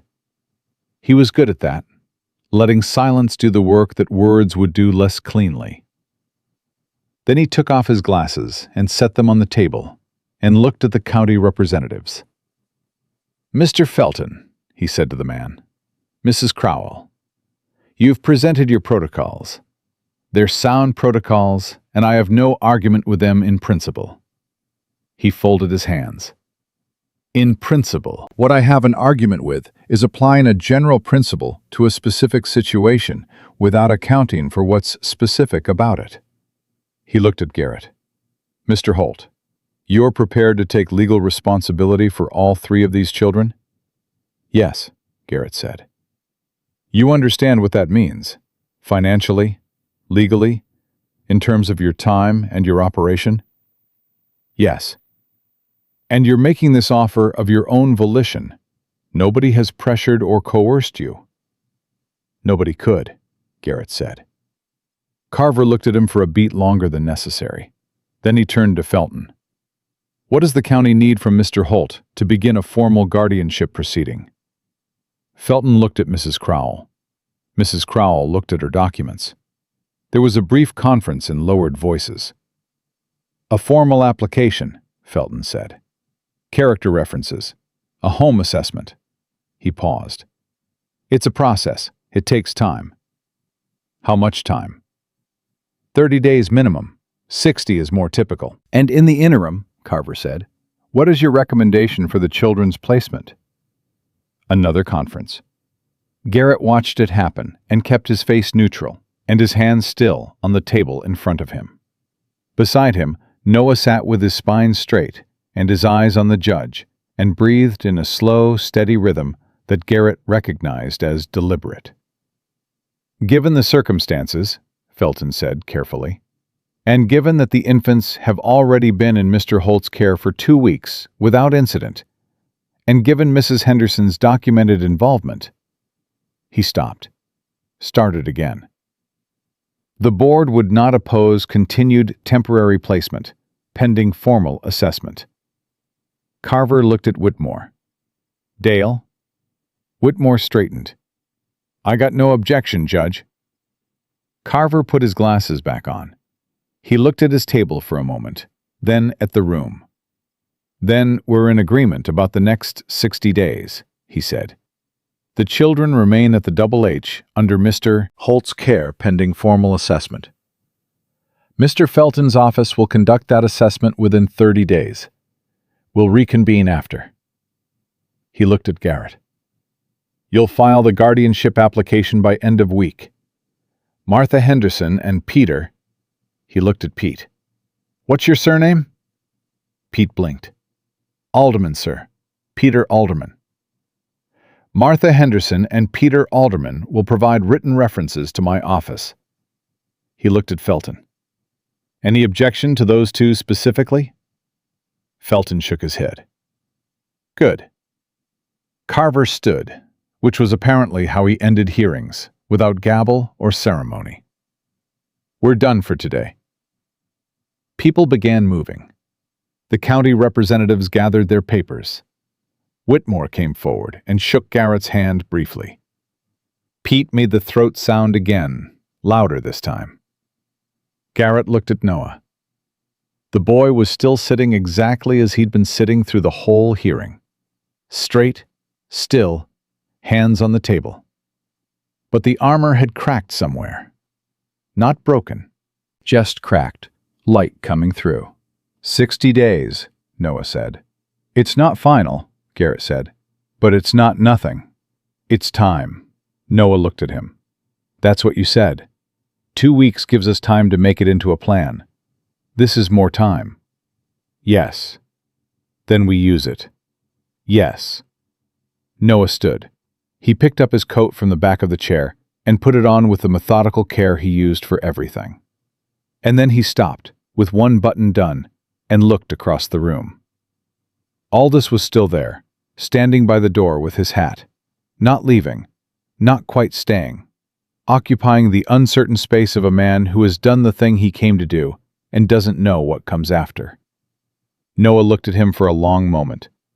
Then he walked across the room. Garrett didn't follow. He watched from where he was. Noah stopped in front of Aldous. The man was twice his height and looked smaller. Noah looked up at him and said something that Garrett couldn't hear from across the room. Aldous listened, and then nodded once, a single, slow nod. And Noah turned and came back. What did you say to him? Garrett asked. I told him he should sleep better now, Noah said. He put on his second button, and I told him that if he ever sees someone in the road again, I hope he stops. Garrett looked at him. He said he would, Noah said. They went out into the cold, all four of them, and Martha was waiting on the boardwalk where she'd been the whole hearing, not having been called as a witness, but not having gone anywhere either.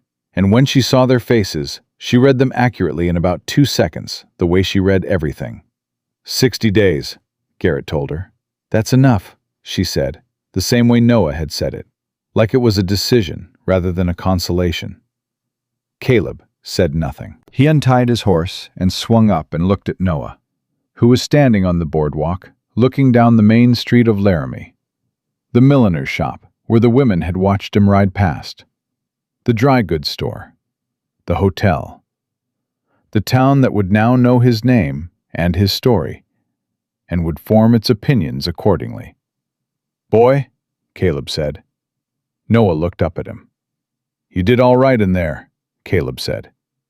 He turned his horse and rode ahead without waiting for a response, which was fine, because Caleb never waited for responses, and because Noah's expression in that moment was something that probably needed a minute to itself anyway. Pete came alongside Garrett and said very quietly, You know what I realized today? What's that? I never minded before that the house was quiet, Pete said. I minded it just now, thinking about going back to it that way. He settled into his saddle. That's a change. Yes, Garrett said. It is. Noah had gotten to his horse. He stood beside it for a moment, one hand on the saddle, not mounting yet, and he looked back at Garrett with something in his face that was still guarded, but was also, underneath the guard, something warmer, something that hadn't been there on the frozen road 2 weeks ago, and had been growing since, day by day, the way things grow in cold climates. Slowly, low to the ground, but putting down roots that go deep because they have to. "Garrett," he said. "Yeah?" "When we get back," he paused, "I'd like to be there when they wake up, Ruth and Abel. I'd like to be the one they see first." "Then you will be," Garrett said. Noah nodded. He mounted up, and they turned east, toward the Double H, toward the two babies who were waking or sleeping or making their considered sounds in Pete's chair by the fire. And the Wyoming sky was still that flat white above them, still unwritten, and 60 days stretched ahead like a road that was passable if you rode it carefully and didn't stop. Garrett rode and thought about what 60 days could hold. He thought about a formal application and a home assessment and character references and all the machinery that institutions use to evaluate whether a person is what they appear to be. He thought about what they would find when they looked at his ranch and his life, and the man he'd been for 7 years, and the man he was becoming now, in a way he hadn't chosen and couldn't stop. He thought about Margaret, briefly, the way he did sometimes, not with the old acute pain, but with something quieter, a recognition. She had been the kind of woman who would have known exactly what to do with a boy like Noah, and exactly how to love 2 newborns into knowing they were wanted. She would not have needed 2 weeks and a county hearing to get there. He thought she would not have been surprised, though, at where he'd gotten himself. She'd always said he had more room in him than he used. Up ahead, Noah was riding with his back straight and his eyes on the road, and Caleb had fallen back to ride beside him. And from where Garrett was, he could see Caleb saying something, one of his flat, practical statements, and Noah responding. And whatever it was made Caleb's head tilt in a way that might, under different conditions, have been a laugh. 60 days. They would use every one. The assessment came on a Tuesday, 3 weeks into the 60 days, which was earlier than Felton had indicated, and earlier than Garrett had prepared for, which he suspected was the point. The woman who arrived was not Mrs. Crowell from the hearing. She was younger, maybe 35, with a leather satchel and a notebook, and the particular kind of watchful quiet that meant she was recording things you didn't know you were showing her. Her name was Miss Elaine Voss. She tied her horse at the post, looked at the yard with professional neutrality, and knocked on the door. Noah answered it, because Noah was always the one closest to the door. Garrett heard the exchange from the kitchen. Noah's voice, polite and direct. Then the woman's voice, measured and careful. Then the sound of the door opening wider and boots on the floor. He came out to meet her. "Miss Voss," he said. "Mr. Holt." She looked around the main room without appearing to look around it. "I appreciate you receiving me without notice. I find it's more useful that way." "I reckon it is," Garrett said. He showed her in, and she sat at the table with her notebook open, and for the next 2 hours she asked questions that were sometimes about practical matters, income, provisions, sleeping arrangements, the daily structure of the household, and sometimes about things that were harder to quantify. She asked Garrett how he had found the children, and he told her plainly. She asked Noah how he felt about living at the Double H, and Noah told her it was the first place since the wagon that had felt like somewhere rather than nowhere, and she wrote that down without comment. She asked to see Ruth and Abel. Martha was there that morning, as she was most mornings now, and she brought both babies to the table with the confidence of a woman who has decided she has a stake in something and is not interested in pretending otherwise. Miss Voss looked at both infants carefully, their color, their weight, their responsiveness, and asked Martha several questions about feeding and development, which Martha answered with the precision of someone who had been anticipating the questions. Then Miss Voss did something none of them expected. She asked Pete to hold Abel. Pete took the baby with the practiced ease he developed over 3 weeks of midnight shifts, settling him against his chest with one large hand supporting his back, and Abel made his considering sound, and then went quiet, content. And Miss Voss watched the old ranch hand and the infant together, and wrote something in her notebook that no one could see. After 2 hours, she stood and thanked everyone, and put her notebook in her satchel. She told Garrett she would have her report to Judge Carver within the week. She said nothing about what the report would contain. She was at the door when Noah said, "Miss Voss." She turned. "Did we pass?" Noah said. She looked at him for a moment. Then she said, "That's not a determination I make, Noah. That's for the judge." "I know," Noah said. "But you've seen enough to have an opinion. And you're honest enough that it'll show in what you write." He held her gaze. "Did we pass?" Miss Voss was quiet for a beat longer than a person is quiet when the answer is no. "I've seen children in worse situations placed with families who had more on paper," she said carefully. "And I've seen children in better situations placed with families who had less." She picked up her satchel. "I try to write what I see, not what the paperwork says I should see." She looked at the room. Pete and Abel, Martha and Ruth, Caleb visible through the window crossing the yard, Garrett and Noah standing in the doorway. "Today, I saw quite a bit." She left. The door closed. Pete exhaled loudly. "I'm taking that as good," he announced. "Take it as nothing until Carver decides," Garrett said, but he said it without conviction, and everyone in the room knew it. Noah turned back to the main room and went directly to Ruth, who was fussing in Martha's arms, and took her with both hands and held her up slightly so she could see his face, which was something he'd started doing in the second week.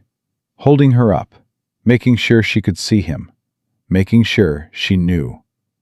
Ruth went still and looked at him with her dark, unfocused eyes, and her mouth made the shape that wasn't quite a smile yet, but was practicing to be one. "It's all right," Noah told her. "We're all right." He said it the way he said everything, like a fact, not a comfort, like something he'd already decided was true. The second hearing was set for a Friday, and the 4 days between Miss Voss's visit and that Friday were the longest 4 days Garrett could remember since the 7 days after Margaret, which he hadn't thought about as a unit of time in years, and now couldn't stop referencing. He worked his cattle and mended his operation and did everything a man does to maintain what he's built, and underneath all of it ran a low, continuous current of something he hadn't felt since before Margaret died. Stakes. The feeling of having something that could be taken. He hadn't realized until now how carefully he'd arranged his life to avoid that feeling. The empty bedrooms, the quiet kitchen, the ranch hands who were employees before they were anything else. 7 years of building something that worked precisely because it couldn't be hurt. And now here he was, completely reversible, completely exposed. And the most unsettling part was that he didn't want it any other way.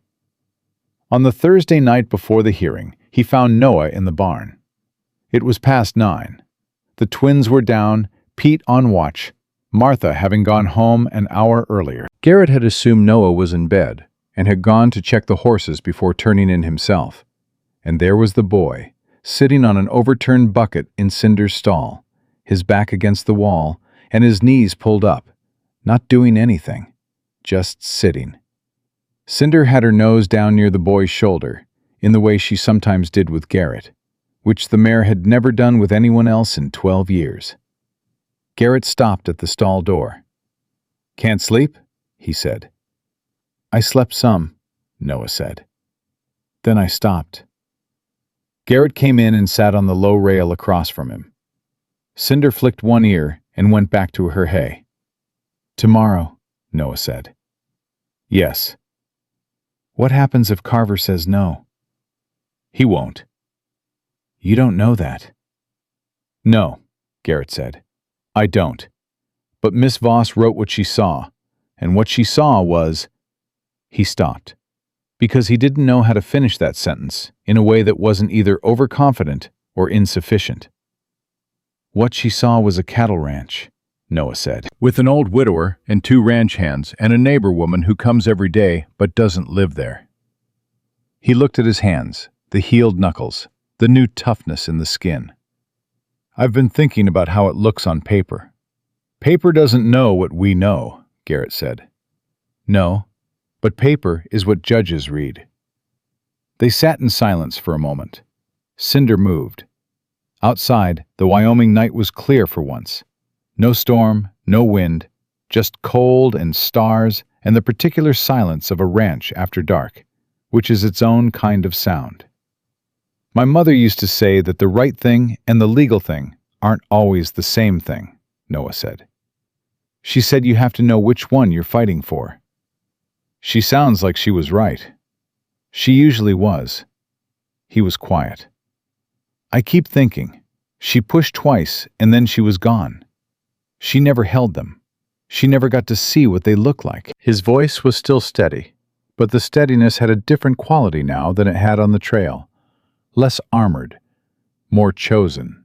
I keep thinking that I'm the only one who knows her. Ruth and Abel will grow up and they won't know her voice or her face or the way she smelled like pine soap. They'll only know what I tell them. He looked up. That's a lot of weight. Yes, Garrett said. I'm going to get it right, Noah said. What I tell them. I'm going to make sure they know her right. I believe that. But I need to be there to do it. His voice dropped slightly. I need tomorrow to go right, Garrett. I need it more than I've needed anything since the snow. Garrett looked at this boy.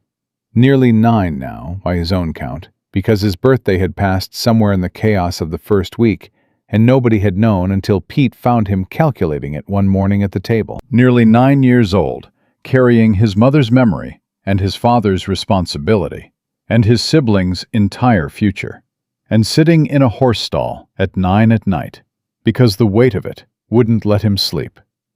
Garrett had been doing the wrong things for 7 years. Not bad things, just wrong ones. The things that kept him safe, instead of the things that made him present.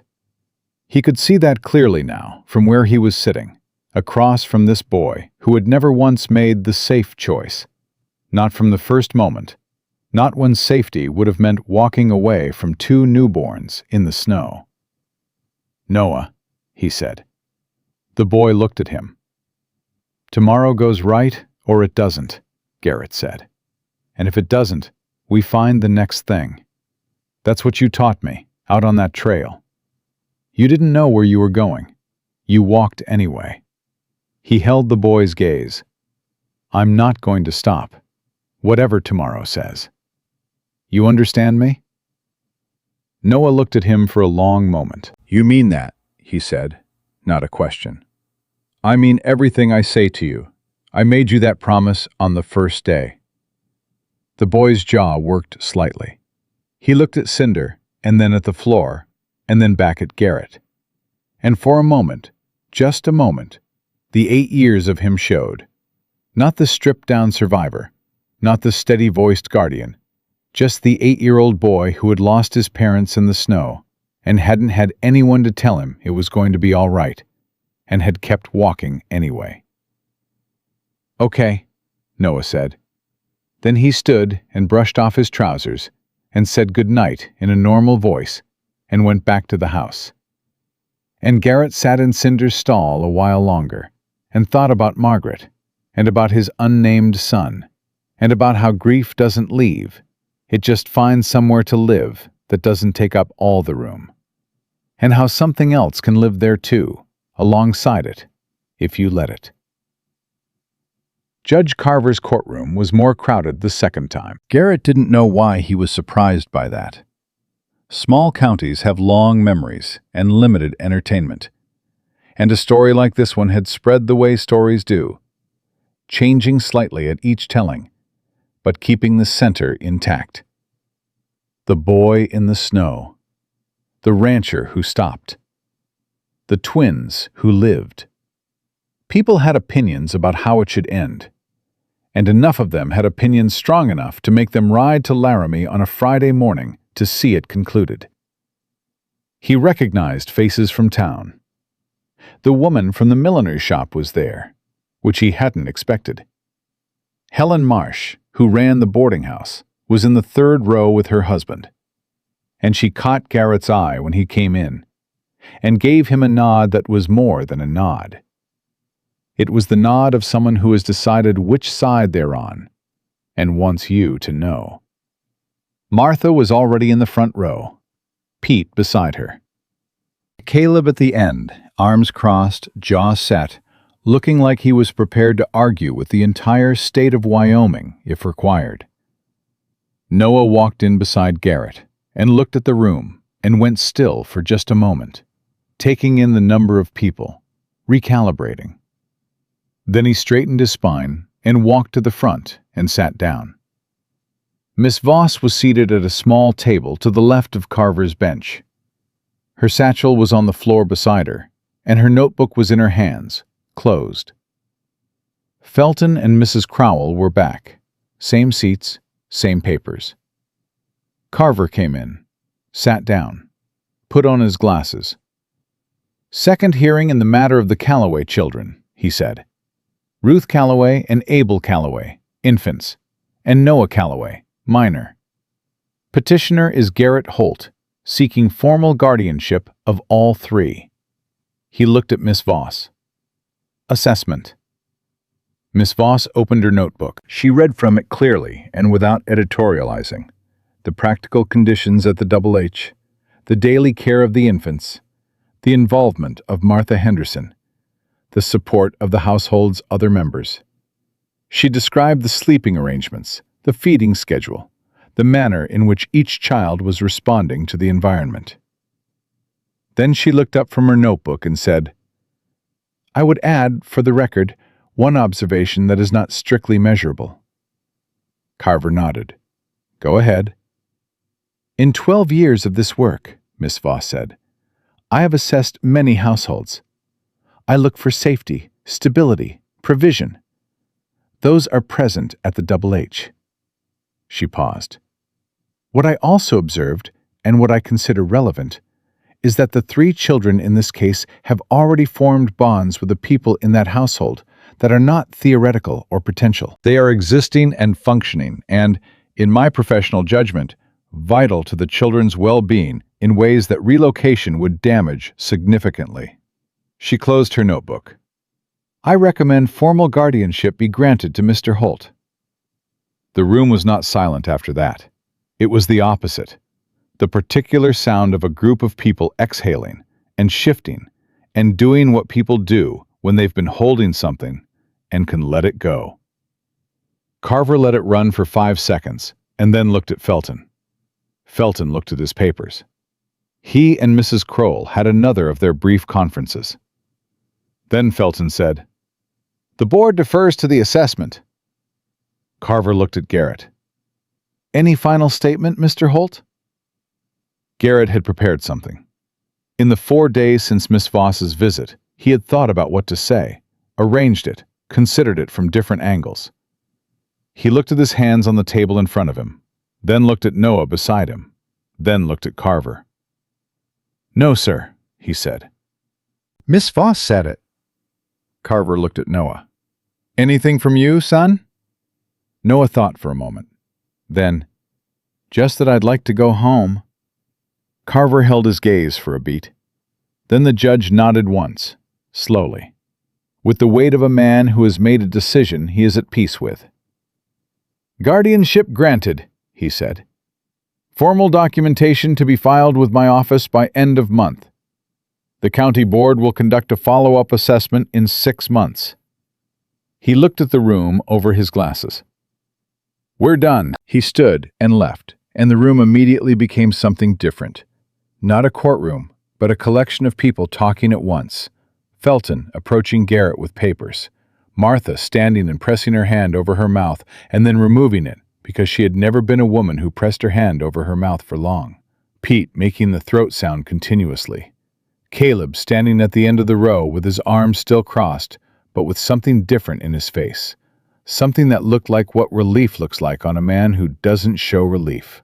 Noah sat perfectly still for one moment in the middle of all of it. Then he turned to Garrett and said, "Okay." Just that, the same word he'd been using since the first morning. That single syllable that meant, "I've recorded this. I've measured it against what I hoped for. And it's real." Garrett put his hand on the back of the boy's head briefly, the way you do with someone who is both a child and not a child, and said, "Okay." Helen Marsh reached them before they got to the door.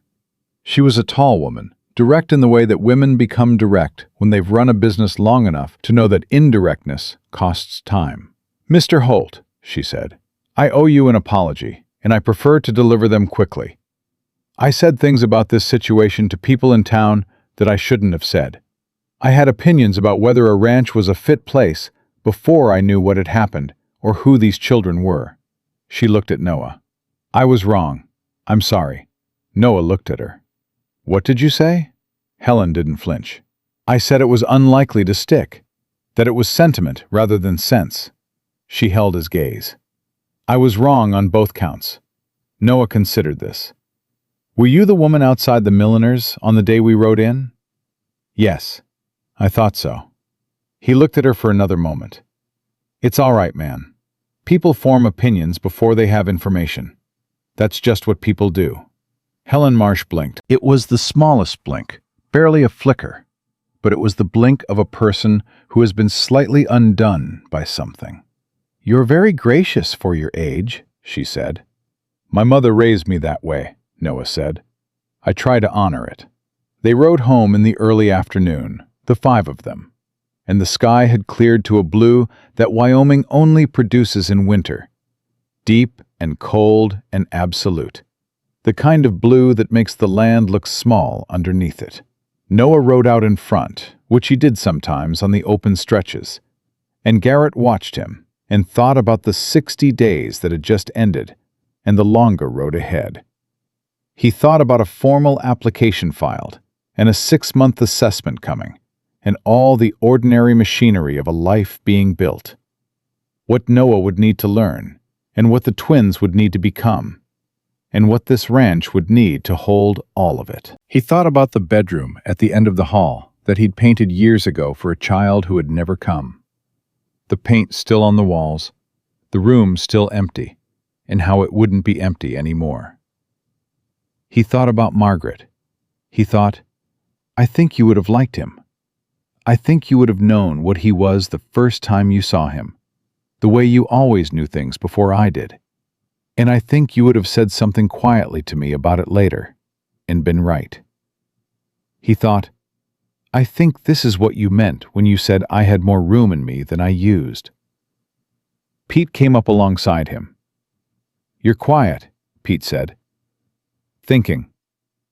Good thoughts, or the other kind?" Garrett looked at Noah ahead of them, riding with his back straight and his face toward the double H. "Good," he said. "Mostly good." "That's a change," Pete said, without any particular inflection.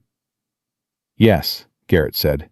"It is." They came over the ridge, and the double H came into view below, and Noah pulled up at the top without being asked, the way he sometimes did. Just for a moment, just to look at it. Garrett came up beside him, and they sat there together in the cold air and looked down at the ranch. The main house with its smoke, the barn, the fence lines running east. All of it ordinary and improbable, and entirely theirs. "Garrett," Noah said. "Yeah?" "When Ruth and Abel are old enough," he kept his eyes on the ranch, "I'm going to tell them about this day, this exact moment, what it looked like." He paused. "And I'm going to tell them about the trail, about you stopping. You don't have to do that." "I want to," Noah said. "I want them to know that when it mattered, somebody stopped." He finally looked at him. "Not everybody does, but somebody did." Garrett held his gaze. The boy's eyes were the same flat gray they'd always been, but they weren't flat anymore. Or maybe they never had been, and he just hadn't been looking carefully enough in the beginning. They were serious and clear and full of something that had been growing for 60 days in the warmth of a house that had needed it as much as it had been needed. "Come on," Garrett said. They rode down. The barn door was open, and through it came the smell of hay and horses and the life of a working ranch. And from the house came the sound, faint, unmistakable, of Abel making his considering noise, and Ruth answering it. Those two voices that had been talking to each other since before the world outside had gotten warm enough to hold them. Noah swung down from his horse and handed the reins to Caleb without looking, and went straight for the house. And Garrett heard the door open and heard the boy's voice drop into that particular register he used only with the twins. Low, certain, present. And heard both babies settle immediately into the quiet of being found. Pete took Cinder's reins and gave Garrett a look that said everything and said none of it. And Garrett walked to the house and stepped through the door. Noah was on the floor in front of the fireplace with both twins, one on each side, his hands on their backs, his head bent slightly forward. He was talking to them in a low, continuous murmur. Not words exactly, just sound. The sound of a person who has been the only constant in two lives since their first breath, telling them, without language, what language couldn't hold. Garrett stood in the doorway for a moment. Then he took off his coat and hung it on the hook that had always been his, and went to the stove to start something for dinner, moving through his own kitchen with the particular ease of a man who has finally stopped living in a house and started living in a home. Outside, the Wyoming winter held everything in its long, cold hand. The plains, the fence lines, the frozen road where it had all begun. But inside the Double H, the fire was going, and the twins were making their small sounds. And Noah Calloway was talking to his brother and sister in a voice too low to hear, but too certain to doubt. And Garrett Holt was cooking dinner for a family he had not planned for and could not imagine living without. 60 days ago, he had ridden out looking for 40 lost cattle. He had found something that could not be lost again.